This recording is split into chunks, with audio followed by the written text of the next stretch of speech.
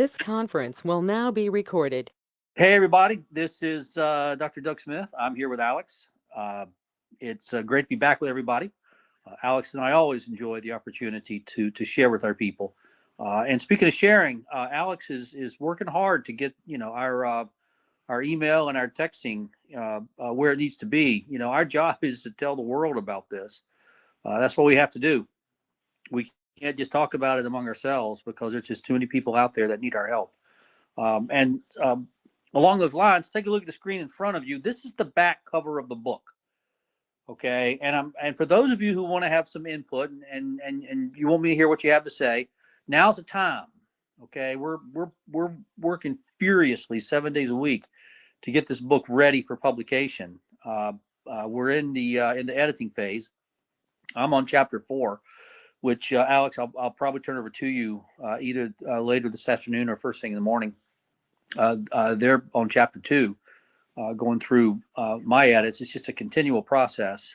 We're also doing the graphics, and so if you want to have some input, now's the time. Let me read this to you. I didn't write this. That's what's amazing about it. I didn't write it. Somebody who read the book wrote it. This is their take on the book, and that's why I like this. This is somebody else's take on the book. It's not my take. Okay, about the book. Millions of lives were destroyed by what is known as the opioid crisis. Yet few truly understand what happened beneath the surface. In Pharmaceutical Genocide, Dr. Douglas R. Smith, that's me, presents a groundbreaking explanation that goes beyond the familiar story of addiction. He reveals evidence that the victims of this crisis were not addicts, but the victims of a poisoning that reached the deepest level of the human body, the DNA. Through clear scientific reasoning, Dr. Smith explains how opioids cause genetic damage that led to a condition he calls the signature disease. This genetic damage was not only devastating to those who experienced it, but may also be passed on to their children. Across 9 powerful chapters, the book exposes how pharmaceutical companies, regulatory agencies, and psychiatric institutions ignored established science, misled the public, and turned tragedy into profits. Pharmaceutical genocide is not speculation. It is a careful and fact-based record of how greed, fraud, and incompetence combined to cause one of the greatest medical disasters in history. More than a book, it is a call for truth and justice. It gives readers the understanding they need to recognize what was done to them, to reclaim their voices, and to seek accountability for a national betrayal that should never have occurred.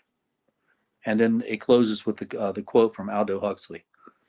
Facts do not cease to exist because they are ignored. All right, give me your thoughts on that, people. You know how to get in touch with me. Email me, text me, whatever you want to do. Give me your thoughts on that. You like it? You don't like it? I didn't write that. It sounds like my writing, but it's not my writing. That's what blows me away. I didn't write that. One of the editors wrote it, and this is somebody that's read the book, and amazingly, what they've written is in my opinion spot on. Okay. I'm very excited to get this book out to you. I hope some of y'all are excited to read it. By the way, those of you who have signed up to be in the first wave of the mass tort lawsuits, thank you. This is how we change the world. I don't care your reasons for doing it. I don't care if you're doing it for justice. I don't care if you're doing it for money. I don't care if you're doing it for revenge. Okay, it doesn't matter why you're doing it. What matters is that we hold these people accountable for what they did. And this is the only way we're going to hold them accountable. And I want everybody to know the truth. That's why I'm doing this book. I want everybody to know the truth.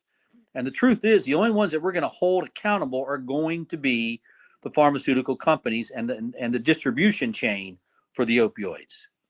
Okay, distribution chain would include the manufacturers, the wholesalers, the distributors, and the retailers. The retailers would be the pharmacies. Okay.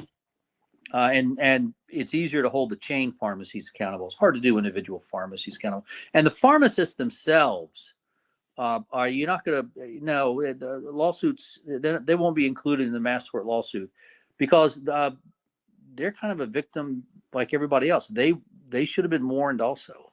They should have been warned by the pharmaceutical companies. You should have been warned by the pharmaceutical companies. So it stops with the entity that is the pharmacy itself, the business that is the pharmacy itself. And I want you to know the truth. You're not going to get revenge against the FDA, the HHS, the CDC because they're covered by what's called sovereign immunity. And you can look it up, and you'll find some wording in some of the laws that will give you hope that, oh yes, we can pierce the cloak of sovereign immunity. We can hold these people at the FDA accountable. We can hold these people at the CDC accountable. And I'm telling you right now, it's a waste of time because even though some of the regulations might allow it, the courts don't want to hear it. The judge will shut it down. And I don't blame the judge. Okay, I don't blame the judge. Okay, and the reason I don't blame the judge is because the law is clear. Okay, the product, the opioids, they were a manufactured product. They have manufacturers, they have wholesalers, they have distributors, they have retailers. That's where the liability goes. That's where the liability goes, and that's where the liability stays. It stays on the manufacturers, the wholesalers, the distributors, and the retailers.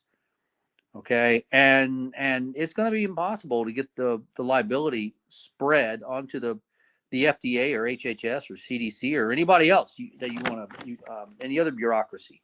And the reason being they're covered by sovereign immunity, and they're protected by sovereign immunity, and to some degree they're protected by the courts because the judges don't want to hear it. Judges are happy to hear cases against the pharmaceutical companies. They don't want to hear cases against the FDA. And put yourself in the judge's position. I don't really blame them. The judges are saying the liability stays on the manufacturer. Okay, what the courts are saying, and this is not unreasonable, people. This is not it's not unreasonable. The courts are saying 100% of the liability is on the pharmaceutical companies. And we're not going to allow the pharmaceutical companies to push any of the liability onto the FDA. And that's actually reasonable. Okay, that's actually reasonable. And so the FDA is covered by sovereign immunity, which means 100% of the liability stays on the pharmaceutical companies. So it's not a bad system. All right, that's all the time we have for today.